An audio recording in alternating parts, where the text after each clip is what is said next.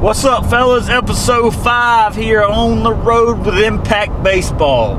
We are headed to Holly Springs High School, the home of Rod Weitzel.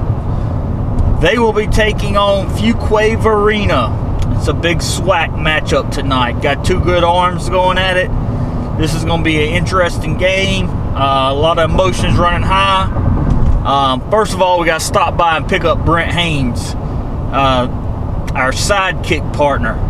He's getting off the school bus, running a little late, but this should be a good night. 6 o'clock matchup. The sun's out. Got short sleeves on for once. No long johns. We're gonna get it. You can cut it. Yeah, so Holly Springs, a very talented team. They have five Division I commits on this team, so obviously, they're laced with a lot of talent. You got Jason Arnett, who is committed to Elon. Michael Groves, UNC Asheville. Matt Willison, who is a big right-handed pitcher, who's going to play shortstop tonight, going to Coach Avent over at NC State, staying local. Patrick Trace going to App State, and then as Trey said earlier, you got Sam, who's going to Air Force. He'll be on the mound tonight for Holly Springs. So it should be a good matchup as they face Fuquay-Varina, State champs. the defending 4A state champs. So they're going to counter with Ryan McChrystal on the mound, the ECU commit, the 2021, headed to Cliff Godwin down in Greenville. They also, behind the plate, they have Lane Rhodes, who is committed to UNCG. So that's going to be a good duo to see on the mound behind the plate tonight for Fuquay. And then they also have another arm. I don't know if we'll get to see him tonight. Joe Arnett, who's going to Wake Tech next year. But Fuquay, they're off to I wouldn't say a slow start. They've played a lot of good teams early this year and throughout the year. They're right at 500, I believe. But they're a talented club. I got to see them earlier. They're a talented club. They're not going to do a lot to hurt themselves. They're going to be a good quality team. So this should be a nice matchup to see. Two very talented 4A clubs out of the Raleigh area. Yeah, look, talking about tonight's starter for Holly Springs, Sam Cunagonia. As I always know, I don't know if I pronounced that right. It's Sam Kulas. Yeah, I can't say it. Anyway, correctly. I have seen and known Sam for 3 years. I remember seeing Sam as a sophomore. He's a junior. Excuse me. I remember seeing him as a freshman. He is a middle infielder when he does not pitch. He's got really soft hands. He can really pick it in the middle infield. I remember seeing him at a young age, and he had a fragile frame, but he's kept getting better. Air Force, that's a great get for Air Force. Like Brent said, he's going to pitch tonight for the Fighting. What are they? The Fighting Golden Hawks. Okay. Hashtag Golden Hawks. Hey, we haven't shouted out Elon University yet. Let's do that. We got Elon in the house tonight with Jason Arnett.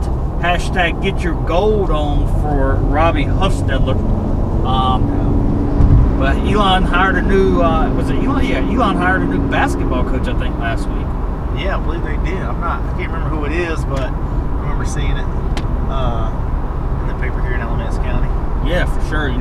Today should be an exciting day because not only is it a good matchup, we got finally some good damn weather. No doubt. I mean, hey, hats off to you high school coaches that have to put up with this crap all spring long. Yeah, it's nice to see blue skies and sun and 75.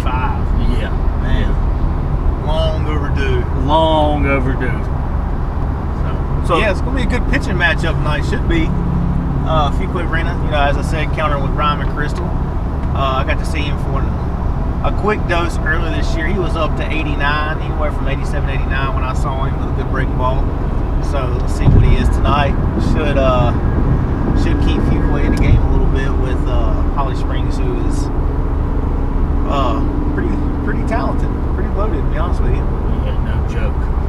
Let's talk a little bit for a couple minutes before we get on the main highway here. Let's talk about, last week we talked about how to talked to a college coach in our last edition. Let's talk about getting things back to college coaches on time. If you want to hit on that. Yeah, guys, whenever you get anything in the mail, questionnaire, anything, you know, something in the mail, those guys are not just sending it for no reason. Some of these coaches, you know, they date when they send it and when they get back. Not every single one of them, but some college coaches do that just to kind of see how you are in handling certain situations, getting stuff back to them in a timely manner. You know, so, and when you're getting those things, they're also gauging your interest. If you don't send anything back to them, you know, they're probably going to say, oh, well, you know, we sent this questionnaire out, we didn't get anything back. Maybe they're not interested in us and they're not going to waste their time. You know, so make sure you guys are filling those things out, sending them back to a college, you know, so they can have some information on you guys. You know, that's important to some of these college programs. That's a good way to get some feel on the interest and all that good stuff. So make sure you guys are getting stuff back to them. If they send an email, you know, email them back, you know, at a timely manner. I'm not saying email them back right away, but, you know, within the next day, you know, email those guys back. You know, have time to think about the questions they ask you or whatever, but make sure you get back to those guys quickly. Yeah, guys, put yourself in their position. When you guys send a text message or you call a girl and she doesn't call you back or she doesn't text you back, what does that tell you? She's not interested. It's the same way in college athletics. When these guys reach out to you, you don't hear anything and they don't hear back from you, they're just going to go to the next best thing because they don't have time to, you know, wait on you.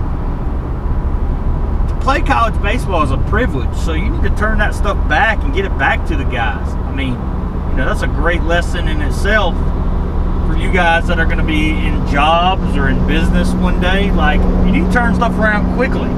Makes it look important to the boss. Makes it look important to your employees, whoever it may be. So, you know, turn like Coach Haynes said, turn that stuff around. That's important.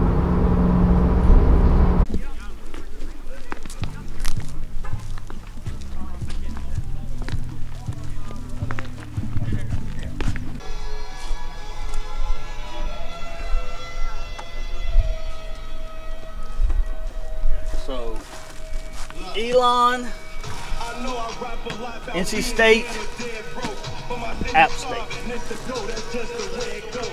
Pretty good. It's pretty good. That's Rodon's here, ain't it? The summer's long and winter's hard because we got red snow.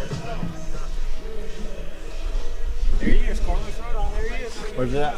Oh, I see it. Shit, right there, ain't it? Right there. State Player of the Year right here. All State. All State. Conference Player of the Year. Yeah. Here you go.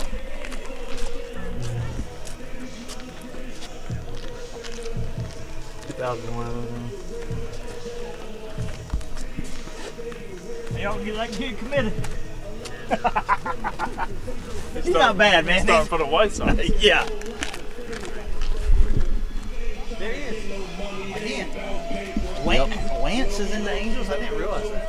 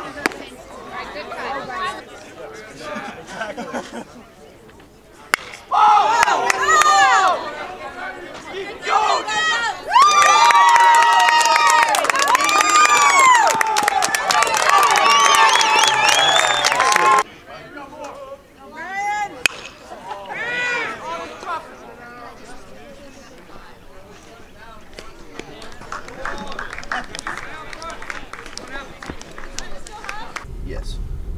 All right, fellas, getting in the car from Holly Springs High School. Wow, Holly Springs is good. We were right on ranking them #1 in the state to start with.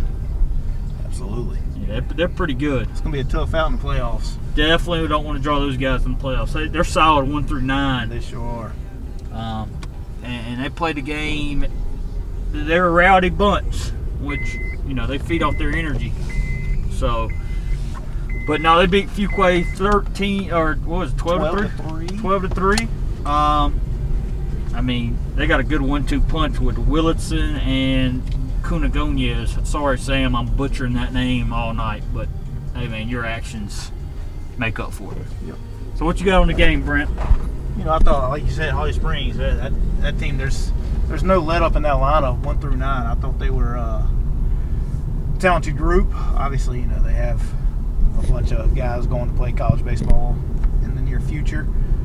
So yeah, obviously, I wouldn't want to draw those guys in a 4A East in the playoffs. You know, Fuquay, you know, they struggled a little bit tonight. So yeah, I mean, it was a heavy dominated game by Holly Springs. Yeah, for sure. It all started in the first inning. They jumped up to a 3-0 lead in the first. 3-1. 3-1, excuse me. Yeah, Fuquay struck first. Yeah, Fuquay scored in the first inning, up 1-0, and then they just got punched right back and got 3 on them in the bottom half of the inning. But no, that lineup's good. You got a Division I commit behind the plate, Division I commit at short, Second. at second, Center field. on the mound. Man, they're good. They're good. So, yeah, that's a club I would not want to draw. From our brief time of covering high school baseball this spring due to weather, this is probably one of the better teams we've seen. Would you agree? I agree. From top to bottom, they're the deepest club I've seen this spring. Yeah, they're a team, like we keep saying, it's going to be a tough out. Raleigh's got some good baseball. It's going to be in the East in 4A. You think about Garner, you think about them, you think about Green Hope. You know, they weren't seeing a bad arm either. They saw Ryan McChrystley was, you know, upper 80 right-hander. You know, they jumped on him early and never looked back. Right. You had to talk to Coach Weitzel before the game, him and Milton Center and Borowski, and they were talking about how bad the weather was. And they were also talking about the lack of umpires being able to do games because everybody's pushing games to the same date. What would you think about, hey man, we can play, but we don't have any umpires? Yeah, it's tough. That is very tough. Not only you have to deal with the weather, but you got to deal with umpires shortage too. So, we appreciate you guys coming along for the ride. We'll be back for edition 6 or episode 6. What you got? Anything else? Hey, lock in on Mondays. That's when our videos go live. All right, guys. So check us out on Mondays. See what we're covering, all the good stuff we're talking about, guys. Yeah, let us know if you got a game we should cover.